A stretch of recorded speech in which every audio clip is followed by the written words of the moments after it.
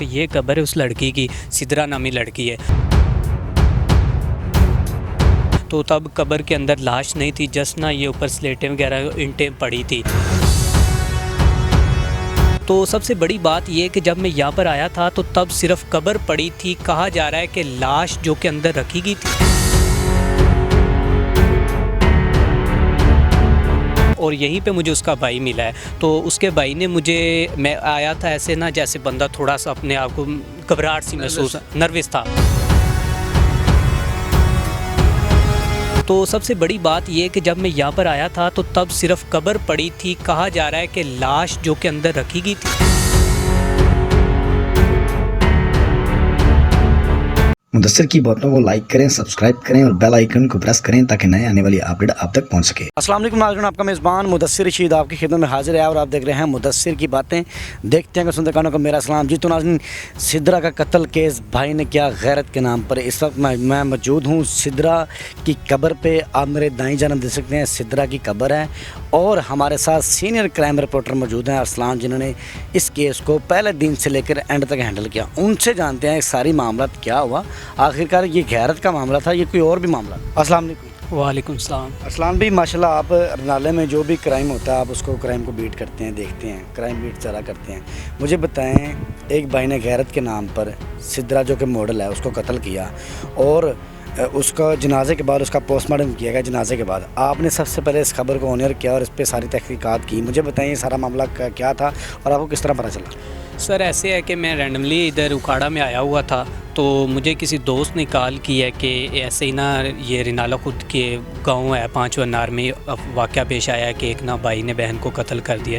تو میں جلدی سے ادھر آیا ہوں، میں نے نا آ کے ادھر قبر کے اوپر آیا ہوں، تب میں نے دیکھا کہ یہ قبر ہے اس لڑکی کی، سدرا نامی لڑکی ہے۔ تو تب قبر کے اندر لاش نہیں تھی، جس نہ یہ اوپر سلیٹیں وغیرہ اینٹیں پڑی تھی۔ تو میں باہر نکلا ہوں اور یہیں پہ مجھے اس کا بھائی ملا ہے۔ تو اس کے بھائی نے میں آیا تھا ایسے نا جیسے بندہ تھوڑا سا اپنے آپ کو گھبراہٹ سی محسوس، نروس تھا۔ تو میں نے کہا بھائی یہ ان کے اہل خانہ میں سے؟ آپ کہتے ہاں بھائی میں اہل خانہ میں سے ہوں۔ تو میں نے کہا یار یہ کیسے سے آئے بھائی، میں آپ کو بتاتا ہوں۔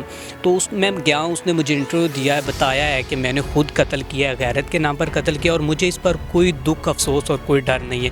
تو سب سے بڑی بات یہ کہ جب میں یہاں پر آیا تھا تو تب صرف قبر پڑی تھی، کہا جا رہا ہے کہ لاش جو کہ اندر رکھی گئی تھی اور اس کے بعد لاش کو اٹھایا گیا تھا، کیونکہ کسی نے 15 پر کال کی تھی کہ کوئی اس میں مطلب کوئی مسائل نظر آ رہے ہیں کہ کیوں اس کو دفن کر رہے ہیں، ایسے کیا وجہ کیا معاملہ بنا ہے۔ تو پھر اس کے بعد پولیس آئی ہے اور پولیس لاش کو پوسٹ مارٹم کے لیے لے کر گئی ہے۔ تو اس کے بعد جو کہ نا پوسٹ مارٹم کے بعد جنازہ ہو چکا تھا، میت کو غسل دے چکے تھے، دفن کرنا تھا، اس کے بعد پھر پوسٹ مارٹم ہوا ہے۔ پوسٹ مارٹم کے بعد جو بھی رپورٹ آئی اس کے بعد تدفین ہوئی ہے۔ لیکن یہ بات ہے کہ جب میں یہاں پر پہنچا تھا تب اس کے اندر لاش نہیں تھی۔ اچھا سر، مجھے یہ بتائیں، آپ کرائم بیٹ کر لیتے ہیں اور رنالے میں سارے اتنے معاملات ہوتے ہیں، لوہائقین نے جب آپ کو انٹرو دیا، آپ نے سب سے پہلے اس کو کور کیا ہے، تو ان کے مطابق کوئی ایسا تھا کہ ہمیں افسوس ہے اس واقعے پہ؟ سر میں کہتا ہوں کہ میں نے تو پوچھا تھا ان سے کہ سر آپ کو اگر مناسب لگتا ہے تو آپ ہمیں جو کہ بیان ریکارڈ کروا سکتے ہیں۔ تو انہوں نے کہا کہ ہمیں کوئی ٹینشن نہیں، آپ ہمارا بیان ریکارڈ کریں۔ اور بھائی نے کہا تھا کہ مجھے بھی کوئی دکھ نہیں اس بات کا کہ میں نے اپنی بہن کو غیرت کے نام پر قتل کیا ہے۔ سر دیکھا جائے تو وہ کہہ رہے تھے کہ 6 ماہ سے وہ گھر سے، یہ ان کے بقول ہے، باقی اللہ رب العزت بہتر جانتا ہے کیا ہے۔ تو ان کے مطابق انہوں نے کہا کہ ہمیں کوئی دکھ نہیں ہے کہ ہم نے اپنی بہن کو قتل کیا۔ ان کے باپ کا بھی میں نے انٹرویو کیا، انہوں نے بھی کہا ہے کہ بیٹا ہمیں کوئی دکھ نہیں ہے، ہم نے اپنی بیٹی کو مارا ہے کیونکہ کچھ ایسے معاملات تھے کہ جس کی وجہ سے ہماری غیرت کا آنر کلنگ پر یہ بات آ گئی ہے، ہماری غیرت کا مسئلہ تھا۔ سر پولیس نے کتنا اس پہ کام کیا ہے؟ پولیس کی طرف سے کیا مانگ؟ سر پولیس نے اس پر مکمل اپنا جو کہ کام کیا ہے۔ پولیس نے 24 گھنٹوں کے اندر جو کہ ملزم کو گرفتار کیا ہے اور اس پر کچھ